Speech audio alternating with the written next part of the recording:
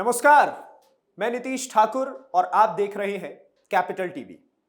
आज की ये खबर सिर्फ एक क्राइम स्टोरी नहीं है, ये एक चेतावनी है, एक बहुत बड़ा अलर्ट है और एक ऐसी सच्चाई है जो आपको झकझोर करके रख देगी। क्योंकि जिस देश में आप और हम चैन से जीते हैं, उसी देश के खिलाफ सरहद पार बैठ करके साजिशें रची जा रही हैं, और वो भी इतनी खतरनाक कि अगर समय रहते इन्हें रोका ना जाए तो नतीजे बहुत ज्यादा भयानक हो सकते हैं। पंजाब, चंडीगढ़, सेक्टर 37, एक राजनीतिक दफ्तर यानी कि भारतीय जनता पार्टी का दफ्तर, और वहां अचानक हैंड ग्रेनेड से हमला। जी हां, हैंड ग्रेनेड। ये कोई आम विरोध नहीं है, ये कोई गुस्से का इजहार नहीं है, ये सीधा सीधा एक सुनियोजित आतंकी हमला है। एक ऐसा हमला जो बताता है कि दुश्मन अब सिर्फ सीमा के अंदर नहीं बैठा है या फिर सीमा पर नहीं बैठा है, बल्कि हमारे बीच में घुसकर वार करने की कोशिश कर रहा है।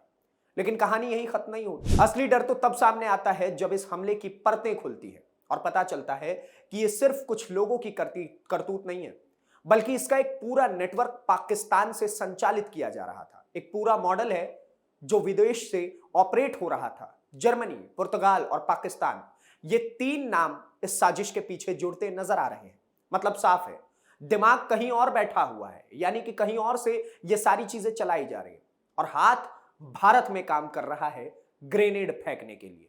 अब सवाल यह है, क्या यह पहली बार हुआ है या फिर यह एक बड़ा ट्रेंड बनता चला जा रहा है? क्या हमारे देश के अंदर ऐसे और भी मॉड्यूल्स एक्टिव हैं जो सही मौके का इंतजार कर रहे हैं, भारतीय जनता पार्टी को टारगेट कर रहे हैं, राइट विंगर्स को टारगेट कर रहे हैं? क्योंकि जिस तरह से इस हमले को प्लान किया गया, जिस तरह से हथियारों की सप्लाई हुई है और जिस तरह से इसे अंजाम देने की कोशिश हुई, वो साफ बताता है कि यह कोई छोटी मोटी घटना नहीं, बल्कि एक बड़ा खतरा है। आज जरूरत है इस खतरे को समझने की, इसे पहचानने की और इसके खिलाफ सख्त कार्रवाई की, क्योंकि अगर आज हम नहीं जागे तो कल बहुत देर हो सकती है। आइए आपको दिखाते हैं इस पूरी साजिश की वो परत जो अब एक एक करके खुलती चली जा रही है। आज जो खबर हम आपको दिखाने जा रहे हैं वो सिर्फ एक हमले की खबर नहीं है, ये एक ऐसी साजिश की कहानी है जो सरहद पार बैठ करके रची जाती है और जिसका निशाना होता है भारत, भारत की सुरक्षा और भारत की राजनीति, भारत की स्थिरता। पंजाब के अंदर चंडीगढ़ के भीतर सेक्टर 37 पड़ता है।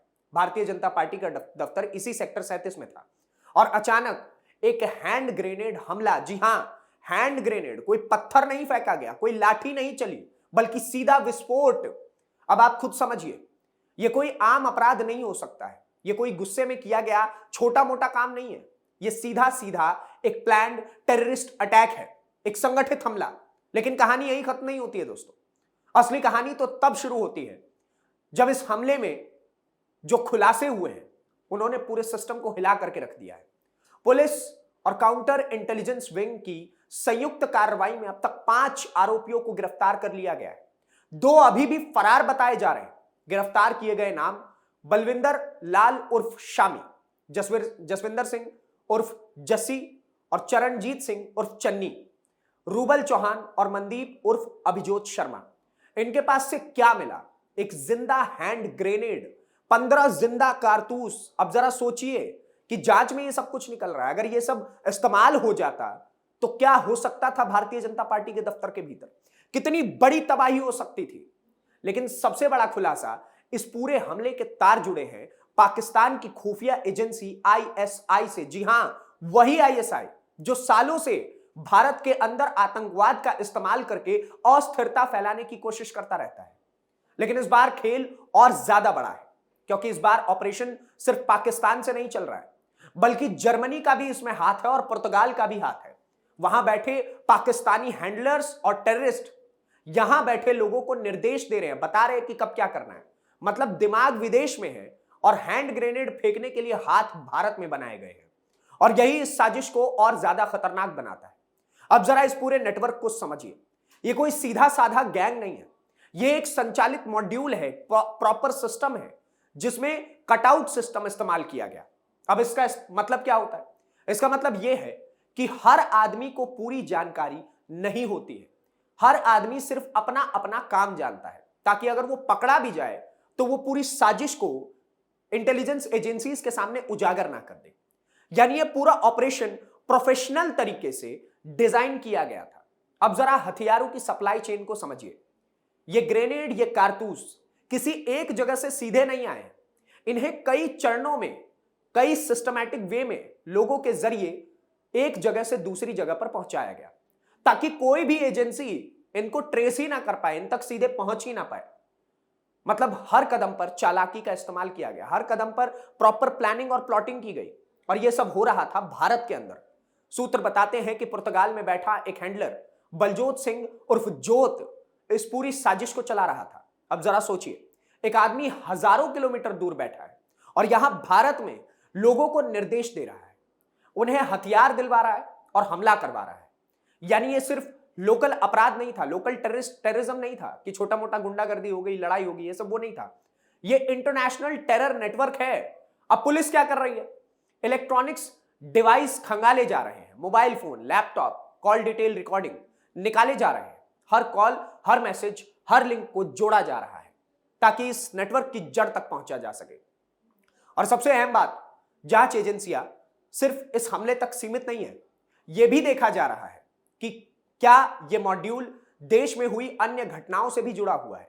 अगर ऐसा हुआ तो यह मामला और ज्यादा बड़ा होता चला जाएगा। अब जरा फरार आरोपियों पर ध्यान दीजिए। गुरतेज सिंह और अमनप्रीत सिंह, ये दोनों अभी फरार बताए जा रहे हैं, लेकिन पुलिस ने इनके पीछे स्पेशल टीमें लगा दी है। अलग अलग राज्यों में छापेमारी हो रही है और जल्द ही ये भी पकड़े जाएंगे। लेकिन सवाल यह है, क्या ये 7-8 लोग ही पूरी कहानी है, या फिर इनके पीछे और भी बड़े चेहरे छिपे हुए हैं जो कि पाकिस्तान में आईएसआई के साथ मिलकर के हमारे देश में टेरर मॉड्यूल चला रहे हैं? क्योंकि अक्सर ऐसे मामलों में जो सामने आते हैं वो सिर्फ मोहरे होते हैं। असली खिलाड़ी पर्दे के पीछे से, बॉर्डर के उस पार से कहानी रच रहा होता है, और इस बार भी शक उसी की तरफ जा रहा है। अब जरा बड़ा सवाल यह है, क्या भारत सुरक्षित है? क्या हमारी एजेंसियां हर साजिश को समय रहते पकड़ पा रही हैं, या फिर अभी भी कई ऐसे मॉड्यूल्स एक्टिव हैं जो सही मौके का इंतजार कर रहे हैं?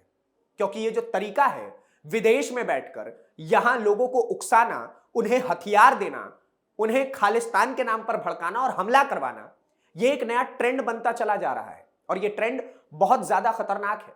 लेकिन एक और सच्चाई है, भारत अब पहले जैसा नहीं रहा। आज हमारी एजेंसियां ज्यादा सतर्क हैं, ज्यादा मजबूत हैं, प्रॉपर तरीके से स्ट्रांग और सिस्टमैटिक वे में काम कर रही हैं और ज्यादा तेजी से काम कर रही हैं। और यही वजह है कि इतनी बड़ी साजिश समय रहते पकड़ ली गई। लेकिन यह भी सच है कि खतरा अभी पूरी तरीके से नहीं टला है, क्योंकि जब तक ऐसे नेटवर्क पूरी तरीके से खत्म नहीं होंगे तब तक यह खतरा लगातार हमारे देश के लिए बना रहेगा। अब जरूरत सिर्फ कार्रवाई की नहीं है, बल्कि जागरूकता की है। हर नागरिक को सतर्क रहने की आवश्यकता है, हर संदिग्ध गतिविधि पर नजर रखने की जरूरत है, क्योंकि ये लड़ाई सिर्फ पुलिस की नहीं, ये लड़ाई पूरे देश की है। और अंत में एक संदेश, जो भी लोग इस तरह की साजिशों में शामिल हैं, जो देश के खिलाफ काम कर रहे हैं, याद रखिए अब भारत बदल चुका है।